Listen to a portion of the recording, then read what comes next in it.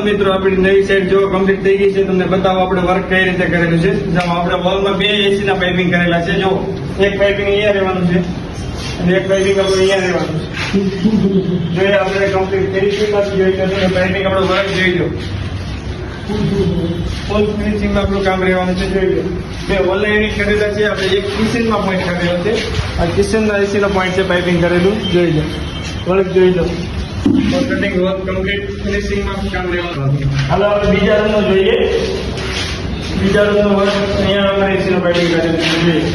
હાલો મિત્રો તમારે એસી નો પાઇપિંગની રિક્વાયરમેન્ટ હોય તો આ રીતે આપણે ફૂલ ફિનિશિંગમાં અને કમ્પ્લીટ કામ કરી આપશું. જોઈ લો તમે આ રીતે વર્ક કર્યું છે આપણે ત્યાં આપણે બતાવી દીધું છે. અને આ રીતે કોઈને કામ કરાવવું હોય ઓફિસમાં ફ્લેટમાં બંગલામાં તો આપણે પાઇપિંગ કરી આપીશું. આપણો ડિસ્પ્લે ઉપર કોન્ટેક્ટ નંબર આપેલો છે.